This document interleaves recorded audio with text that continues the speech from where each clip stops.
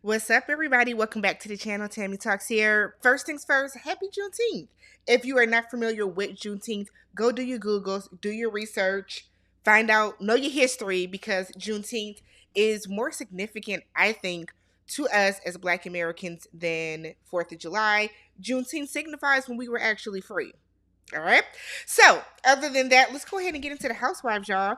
Season 15, episode 6, Keeping It Gucci. If you are a new viewer or a returning viewer that is not yet subscribed, I hope this is the video that changes your mind. All right, y'all, let's get into it. So, we start off with Drew. All right. So Drew is meeting with this guy named Rage, who is a videographer, and he's done some music videos. She's worked with him before in the past, and they're gonna go over ideas for her music video for this song that she put out with RHOA.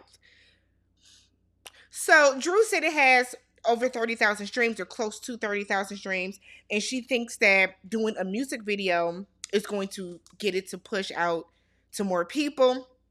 Waste your money if you want to. So Rage is telling her that if her and Ralph can make it past 8 years, then they solid. I said, is 8 years the mark in marriages? I always thought it was like 7. Nonetheless, we know that didn't work out. I don't even know, did they get to their 8-year anniversary? Because we know that they both have filed for divorce. Yes, they both have filed for divorce. So they then talk about this music video. Drew said that, she was in the very first Step Up. Rage was acting like he didn't know what Step Up was. Stop it. Everybody knows what Step Up is. And then basically he tells her that Ralph may have to be recast for the video if he doesn't have, the correct body, if his body isn't up to par. And I'm like, this unserious ass meeting is so unnecessary. Just what are we doing? Why was this filmed? Why was this filmed? Why was this shown? Who cares? We don't know about the song. We for damn sure ain't gonna care about the video, Drew, but nonetheless. So we have Sanya. She is going to do chirotherapy with Sheree. So apparently Rihanna mentioned She by Sheree. Here's the thing. If Rihanna endorsed She by Sheree and all this other stuff, then that shit should be flying off the shelves, Sheree. It should be flying off the shelves. I don't even know if we still have come across a real life person that actually owns a piece by Sheree. But okay. Sheree's excited for that. She said because, KANDI has been very unsupportive and KANDI's been talking shit about She by Sheree along with the rest of the world. So Sanya said that business is popping for them in Austin, and that's why Ross has not really been around, which is wild because y'all are supposed to be having or, trying to have a second baby. So she does not want to move back to Austin, but ideally the goal for them is to move the business to Atlanta. Correct me if I'm wrong. Doesn't Ross, or isn't like their family thing just like a chauffeur service, like a car service?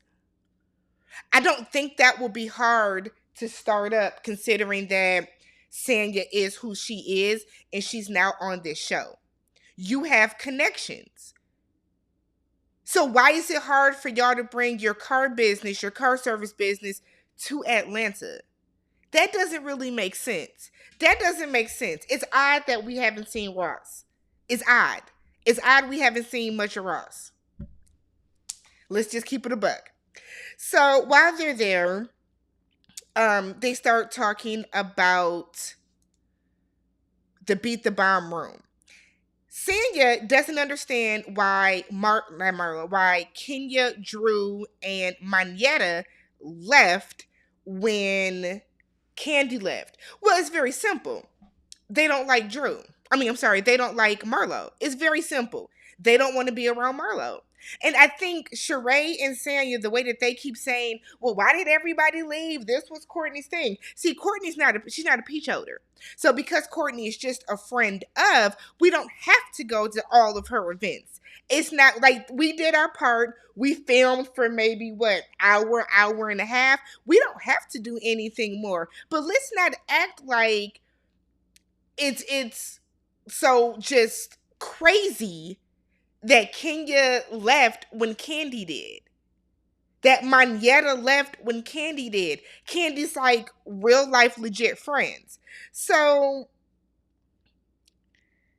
Sheree is saying that they are following up behind KANDI and everybody has picked a side. No, has everybody picked a side? Yes. Yeah. Everybody's picked a side, but I feel like within good reason. Because nobody is calling out Marlo. That's the thing. That's the thing. If y'all were really Marlo's friend, y'all would be calling her out and telling her how wild she looks in this situation. Y'all would be calling Marlo out and telling Marlo, look, basically, maybe if you would have approached it this way, it's Marlo's approach that is wrong. It's Marlo's approach that is wrong in this entire situation.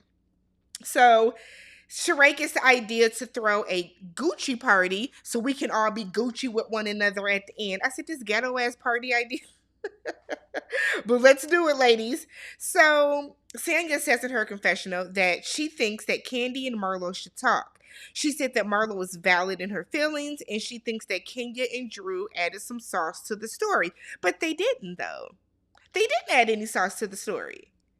And Sanya's going to look like a fool when she watches this back and sees that they didn't add sauce to the story, though. What Marlo is saying is what was repeated back to KANDI. Marlo felt that KANDI was not very empathetic or sympathetic to her family. Marlo feels that KANDI, being her nephew's boss for 3 or 4 months, should have paid for the wedding, should have paid for the funeral. She feels that KANDI should have, OLG should have catered the repast. She feels that KANDI should have called her sister and her family members personally. And she feels that KANDI should have provided flowers for the funeral. Like, none of that is a stretch. Everything that was relayed back to KANDI, aside from KANDI saying cousin instead of nephew, is honestly what Marlo said. Sanya, like, but whatever. But yes, KANDI and Marlo should talk, but I feel like we're past that now. We had the opportunity to talk and beat the bomb, and Marlo took it all the way left. We had the opportunity to talk. We're not going to do that now. We're not going to do that now. So Marlo is having like a little dinner situation with Courtney, and she gets the margarita in a wine glass so it looks sexy. Okay. Because that looks sexy? Is a wine glass sexy? That basic ass wine. Whatever, Marlo. So Marlo tells us that she's going on a blind date. Don't care. We don't care. So Courtney asks Marlo, why did she wait so long to bring the situation up to KANDI? Marlo sat there and honestly said with a straight face that she hasn't seen KANDI. Y'all filmed a whole season last year. Y'all went on trips last year. Y'all were in each other's space last year. Y'all were at different events last year. And that's just during filming. You had time and opportunity to tell KANDI. I don't have my watch on. But you had time and opportunity to tell KANDI about this, but you didn't because you wanted to wait until you got on screen to make it your storyline.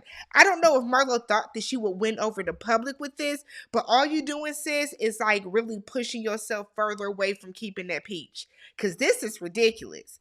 So Marlo then said that KANDI is ignorant and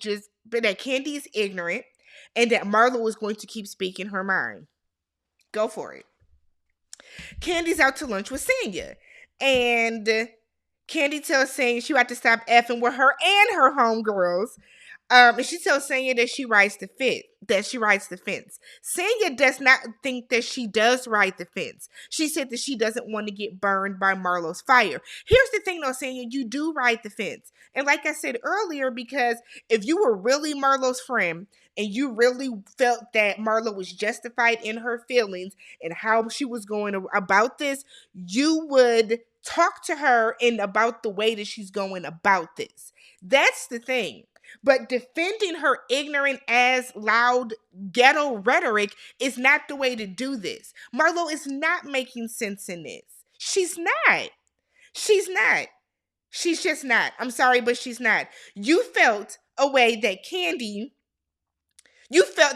was not empathetic enough to you, to your family when your nephew passed because he worked for her.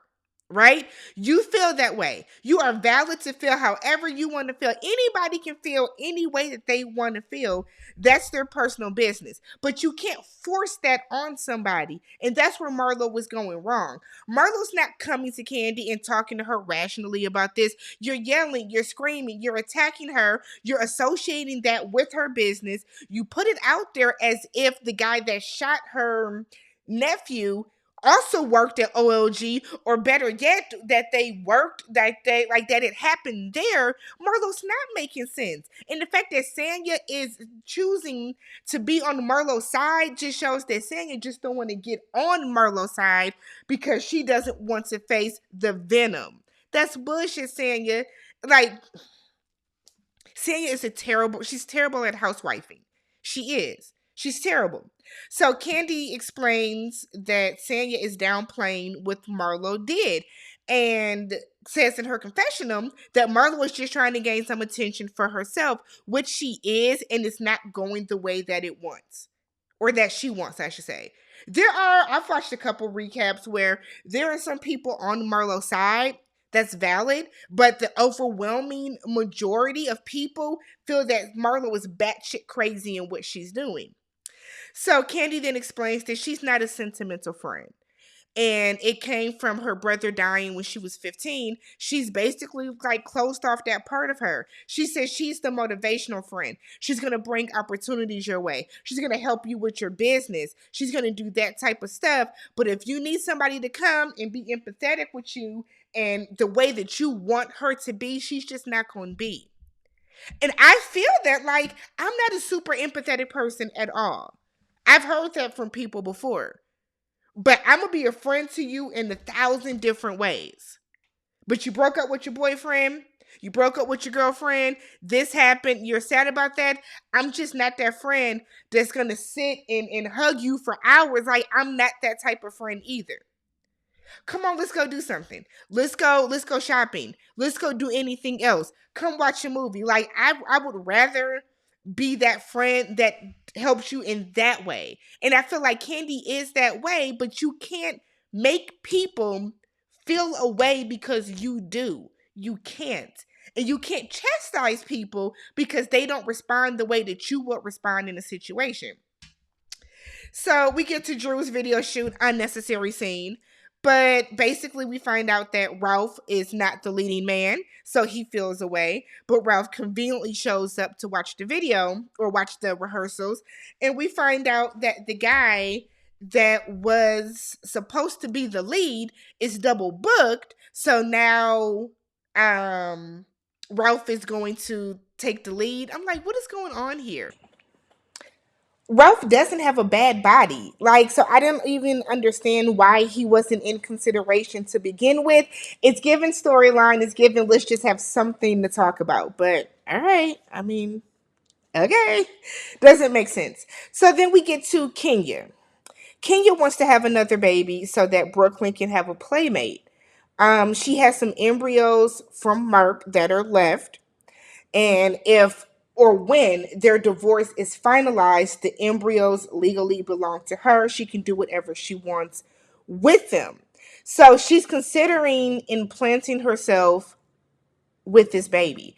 Now, how does that work? Not insemination or anything like that, but would Mark have claim to the child? Like, can Mark decide to sue her for child support? Like, can Mark try to get custody? It's weird. It's weird. And I only say it's weird because I don't understand how that will work. What if you have a son that looks exactly like Mark? I don't think this is the best idea, Kenya. I don't. She has considered adopting, she said, even. So she said she was depressed through her entire pregnancy, not knowing if Brooklyn would, even make it to full term. So she had an extremely difficult delivery. She had a C-section. They typically are supposed to take, what did they say, 20 to 30 minutes. Her C-section took 2.5 hours. She lost a substantial amount of blood. And the doctor even said that she thought that, it was touch and go. We didn't know if Kenya was even going to make it or pull it through. So her doctor said there are other things that you can do, i.e. surrogacy. So Kenya is going to think about that. Talk to Kandi about that. Kandi had a surrogate for Blaze. So I think Kenya should talk to Kandi about that, get more information. But ultimately, do you want to really have another baby with Mark? And even though it's not really having a baby with him, like I just need Kenya to really think about that. But she was really emotional in that scene. It was an odd scene. It was kind of odd, right? So then we get to this damn Gucci party where people either came in overly gaudy in Gucci or very understated in Gucci, and we couldn't tell it was Gucci. Nonetheless, everybody came in theme. Sheree's there first. She's trying to make this seating chart. She said it's hard because, they're split in the middle, so it shouldn't be that hard. Every other person is how we do this. Drew comes in and she's talking to Kandi. Kandi had on that Gucci bowler shirt. Kandi was so unserious about that. Kandi was like, I got somewhere to go after this, so I'm just gonna throw this on real quick. Put this on over my outfit so then when I go do what I really wanted to do today, I'm not still dressed in Gucci, but nonetheless. So Drew said that Marlo needs a hug and attention, and she does. Marlo needs attention, but this is not the way to get it. This is not the way to get it. Kandi is looking at the seats and wants Kenya and Marlo to be switched. She don't even want Marlo to be one person away from her, so she switches the seats. So now it is Kandi at the end, Sanya, Kenya, Sheree at the head, Marlo, Courtney, Drew. Marietta is not there for whatever reason. Maybe she couldn't make it. Kenya comes in with a Chanel purse. Production didn't have to zoom in on it. And Kenya said that her outfit is Gucci, but she does not wear big logos like that. So Marlo does a confessional and said that Kenya's Gucci was thrifted. And then she gives a rundown on how everybody's outfit. I mean, Marlo does fashion. So I didn't care for Marlo's glasses, though. I did not like those sunglasses. I'm not a huge, super abstract glasses type of person either. So then we have Sheree starts giving this speech about how nobody's getting along and is starting to tear the group apart. And Sheree gets choked up. Sheree, you do not care this damn much. You don't. You don't even like half the women on here. But Sheree gets worked up. And Kenya said that she has Jesus on speed dial and only Jesus can fix it. Kandi looked like she is not entertained in the least with anything that is going on. Kandi does not care. Okay? Don't care at all about any of this. Kandi don't want to be there. So, Sheree starts it off by saying, Courtney and Kandi, let's get to their issue. It was a misunderstanding, which was more Courtney than Kandi, but it was a misunderstanding. So, Kandi appreciated that Courtney came outside to check on her after the bomb situation, the beat the bomb room. And she acknowledges that the original argument was stupid. They agreed to move on and move forward. So, Sanya decides to bring up Kenya. She feels that she has been a consistent friend to her. She said that Kenya was kind of lukewarm to her at Ross's party. What do you want, Sanya? What did you want Kenya to do? Y'all are not friends. Y'all are co-workers. Y'all aren't friends. Y'all are co-workers. So I don't know what she expected out of Kenya at the party. I mean, hell, she came. So she then said that in Birmingham she felt the way about Kenya telling her to um to just go back home, or to just go back and stay back. She then said that she feels that she's not getting out of the friendship what she's putting in. She's, there's a miscommunication between the two of them. Kenya said, I mean, to be real with you, I don't trust you like that. And I feel like she shouldn't. So we have seen Sanya run back and forth just in this season and a quarter. We have seen Sanya run back and forth. I wouldn't trust Sanya's ass either. So she said that Sanya said something offensive about her. Sanya was on Watch What Happens Live. They started talking about Kenya's butt, asking if it was real or fake. Sanya insinuated that she thought it was fake because Marlo pointed it out. It looks different. Kenya had work done on her butt. We can all agree to that. We can all acknowledge that. We can all see that. We then get Drew and Sheree and somebody else in the confessional, and they're all like, well, I mean, she lost weight, the butt didn't leave. Kenya got butt shots or something done to her butt. But Kenya feels that if you're her friend, then you're just going to say, I have no idea what you're talking about. She looks great. I think Kenya has a valid point in that, but it's also, Kenya, people are going to talk about it. You're on a reality show. There is a very stark difference from how you looked 10 years ago and how your butt looks now. So Kenya then says that only time will tell if she can trust her or not. Sanya said that she's never just with Marlo talking about her. I don't believe that, but Marlo confirms that. So Sheree asked KANDI about Marlo. What are y'all gonna have happen? Will there be no resolve? KANDI shrugged, basically, and that was on some I really don't care type energy felt. So Marlo said that she just wanted her friend of 10 plus years to have a very different reaction. Y'all are not friends, Marlo. Y'all have not been friends for 10 plus years. You know her. Y'all are associates. Y'all are co-workers. Y'all are not friends of 10 plus years though. And I feel like I want KANDI to just finally be like, we haven't been friends for 10 years. I want her to just finally say it. Finally say it, because Marlo clearly don't understand that. So Kenya said, oh, so then Marlo says, but I can't make somebody like me. Kenya then said, well, you can't make somebody like you when you are always attacking them and being evil. And Marlo was like, that's true. That's true. Kenya, hey, kettle meat pot. But I think the difference is with Kenya, because Kenya's evil as fuck too. But I think the difference is Kenya doesn't try to make people like her the way that Marlo does. If you don't like Kenya, she don't care. We don't see Kenya doing the absolute most with trying to pull people over to her side. We just don't. Marlo is doing too much, and Marlo is like constantly attacking KANDI. And then KANDI, like, Marlo goes too far with it, y'all. So Marlo then says that she can be in this group and she can be cordial and respectful. Kenya start fake choking, asks Sheree to give her the Heimlich. Sheree is playing along with her. And then finally was like, I ain't even touch her, and she's still doing it. So Kenya says she was choking on some bullshit in her throat. KANDI tells Marlo that she's not being genuine. Excuse me. So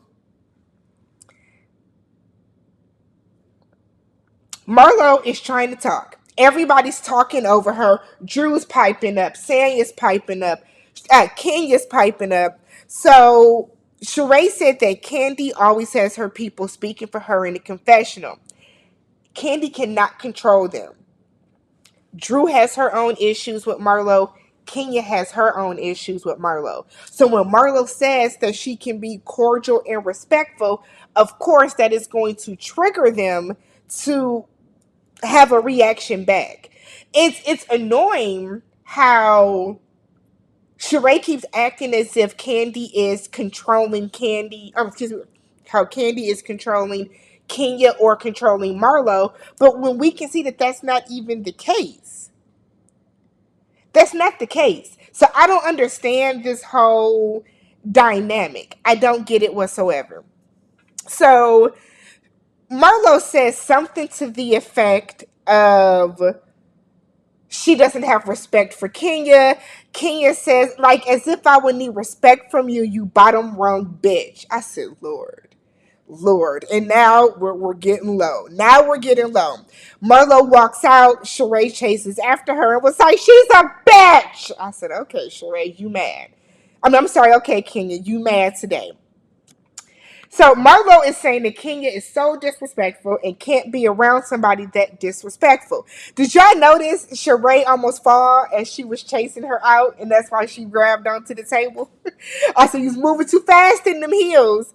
So inside, so Sheree is following Marlo outside to go get her. Inside, Kandi said that Marlo acts out and tries to blame everything or tries to blame it on something or someone for her trauma.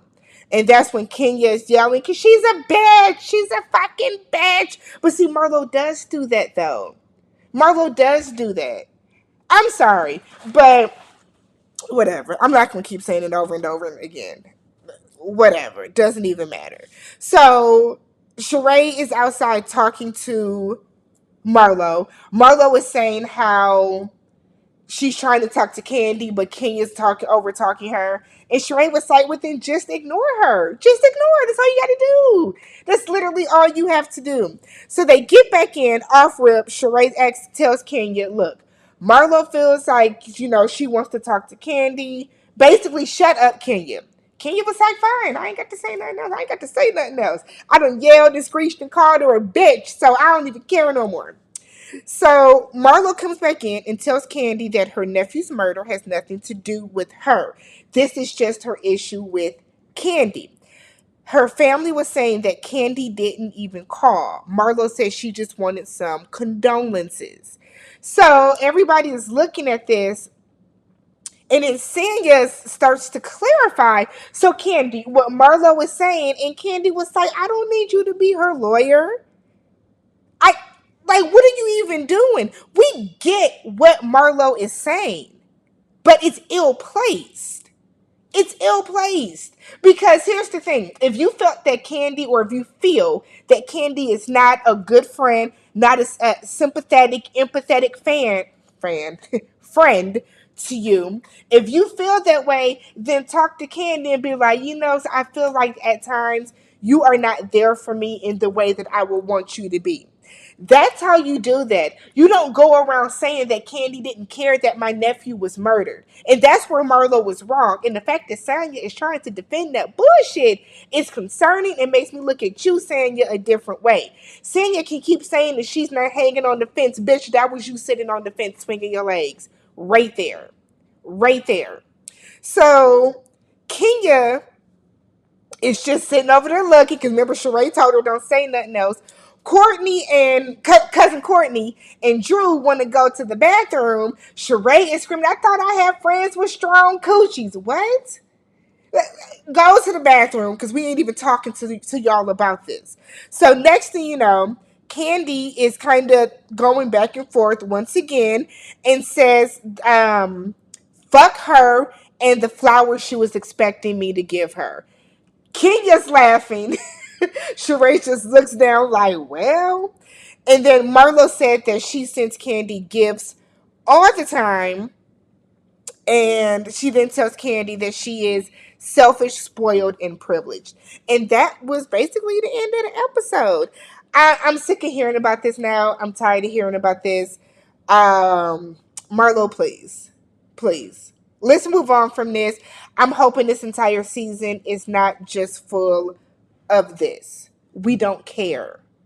We don't care. We are sorry that your nephew has passed, obviously, but we don't care. I don't care. I don't want to hear about this anymore. Let me know what you guys thought about this. If you have not already subscribed to the channel, thumbs up the video. Catch you guys in the next one. Peace.